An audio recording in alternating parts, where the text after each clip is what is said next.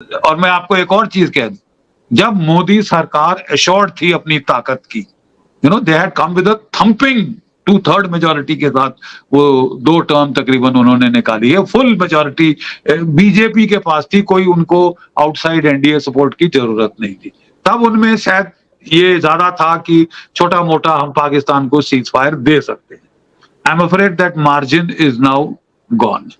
माफ कीजिए, मैं भी बड़े कड़े हुए सत्य आपको बोल रहा हूं, that margin is now gone.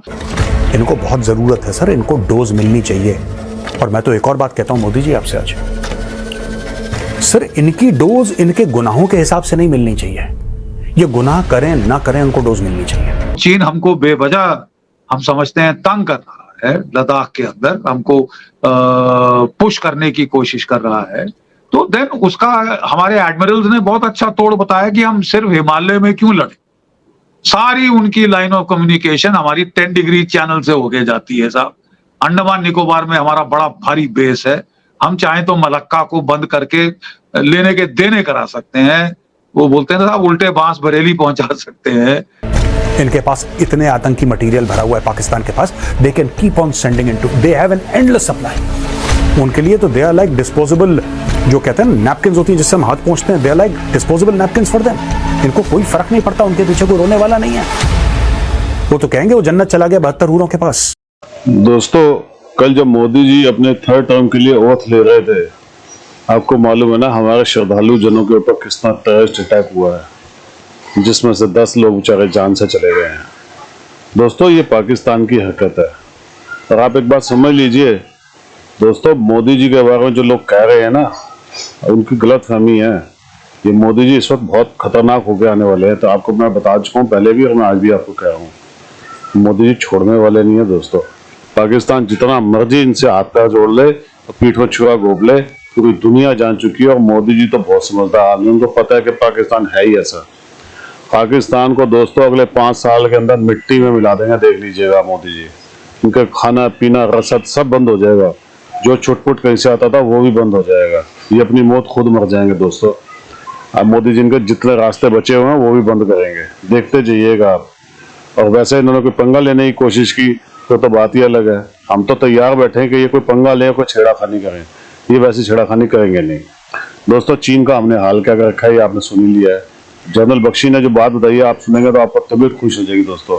Video पूरी देखिएगा दोस्तों, वीडियो को लाइक कीजिएगा, चैनल को सब्सक्राइब कीजिएगा, कमेंट्स कीजिएगा। Thank you very much. Pakistan में यह समझा जा रहा है कि शायद कोई ओपनिंग नहीं हो सकेगी पाकिस्तान के साथ, क्योंकि हम देखते हैं कि पहले पाकिस्तान को इनवाइट किया जाता था, बात हल्की फुल्की होती थी, लेकिन अब बिल्कुल साइलेंस है।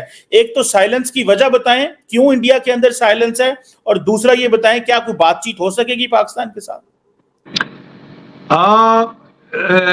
कमर, एक होता है, हम बोलते हैं मिलिट्री पार्लेंस में सिनेरियो लॉजिक। जब हम वॉर गेमिंग करते हैं सिचुएशंस की, एक सिनेरियो लॉजिक होता है। If you go purely by scenario logic, इस वक्त पाकिस्तान को बहुत सारी इकोनॉमिक प्रॉब्लम्स हैं, इकोनॉमिक मसाइल हैं, एंड आई वुड थिंक कि Pakistan would like to focus inwards and repair the economy, get it back on road.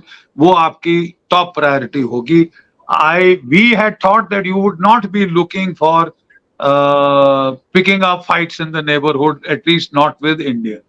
But unfortunately, कमर, एक बात जो हुई है, और वो कोइंसिडेंस बड़ा खराब है, बहुत खराब कोइंसिडेंस है कि पहला डे जिस दिन मोदी सरकार, मोदी 3.0 की स्वेरिंग इन हो रही थी, उसी दिन एक टेररिस्ट अटैक हुआ है, and it is fairly mass casualty.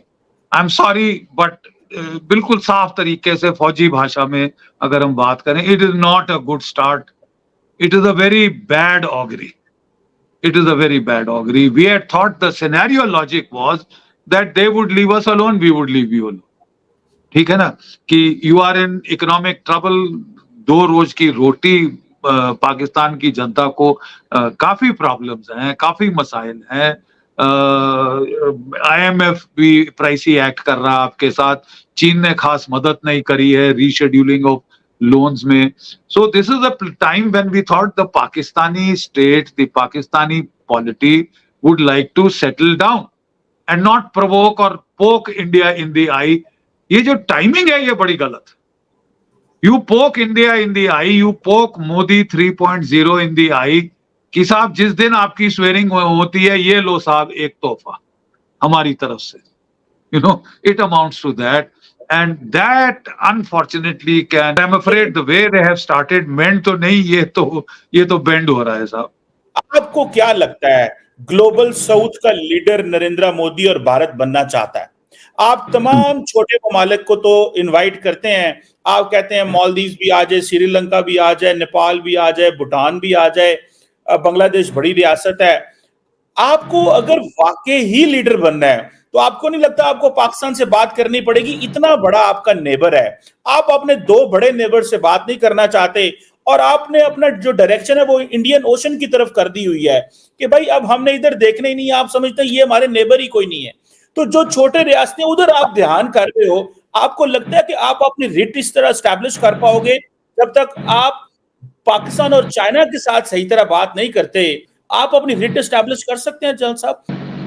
देखिए, जहां तक इंडियन ओशन की तरफ रुख का सवाल है, वो तो हमारे नेवल जो एडमिरल्स हैं बड़ी देर से कह रहे हैं कि साहब अगर चीन से हमारी लड़ाई है तो वो, और चीन हमको बेवजह हम समझते हैं तंग कर रहा है, लद्दाख के अंदर हमको पुश करने की कोशिश कर रहा है, तो देन उसका हमारे एडमिरल्स ने बहुत अच्छा तोड़ बताया कि हम सिर्फ हिमालय में क्यों लड़े.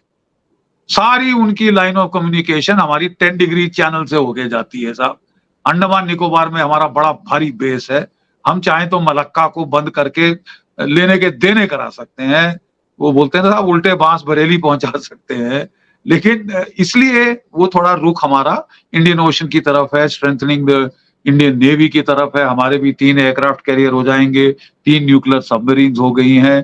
ताकत बढ़ रही है कि अगर पाकिस्तान हमको चीन से डील करना है, और चीन के साथ फिर कॉम्बिनेशन आपका आता है, क्योंकि चीन को भी आपको बिजी रखने का सबसे आसान तरीका है कि आपकी आईएसआई को बोलें कि साहब यहाँ पे इनको बिजी रखो, इनको छेड़ के रखो, इनका सिर डाउन रखो ताकि हमारे लिए एनर्जीज ना मिले, और आप बोले साहब हाँ हम करेंगे मेरे आका.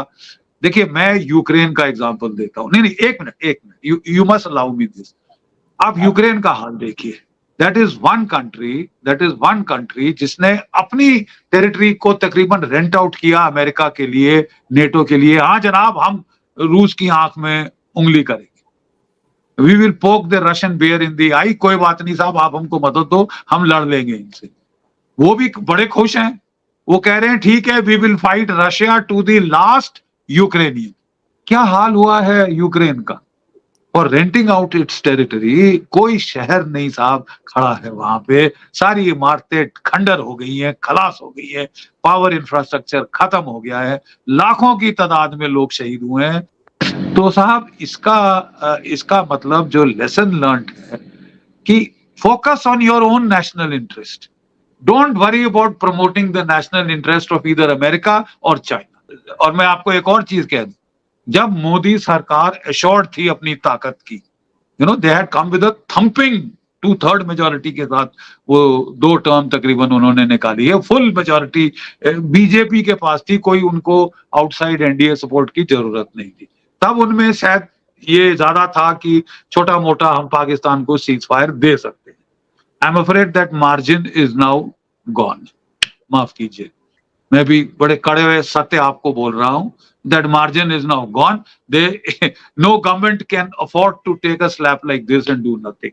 जब आप मैच का वेट कर रहे थे ना कि अब मैच शुरू होने वाला है और अब बारिश हो गई है और डिले हो गया है, बस शुरू होने वाला है, उस वक्त लश्कर तैयबा प्लान कर रहा था कि किस तरीके से यात्रियों को जान से मारा जाए. दोस्तों बड़ी जिम्मेदारी के साथ मैं बात बोल रहा हूं ये, और मैं चाहता हूं आप लोग कान खोल के सुने. इसमें गलती लश्कर तैयबा की नहीं है, इसमें गलती जैश मोहम्मद हिजबुल मुजाहिदीन की नहीं है, इसमें गलती है जनरल आसिम मुनीर की. इनको बहुत जरूरत है सर, इनको डोज मिलनी चाहिए. और मैं तो एक और बात कहता हूं मोदी जी आपसे आज, सर इनकी डोज इनके गुनाहों के हिसाब से नहीं मिलनी चाहिए. ये गुनाह करें ना करें उनको डोज मिलनी चाहिए. इनके पास इतने आतंकी मटेरियल भरा हुआ है पाकिस्तान के पास, they can keep on sending into, they have an endless supply. उनके लिए तो दे आर लाइक डिस्पोजेबल जो कहते हैं नैपकिन होती हैं जिससे हम हाथ पोंछते हैं, they are like disposable napkin for them. इनको कोई फर्क नहीं पड़ता, उनके पीछे कोई रोने वाला नहीं है। वो तो कहेंगे वो जन्नत चला गया 72 हूरों के पास।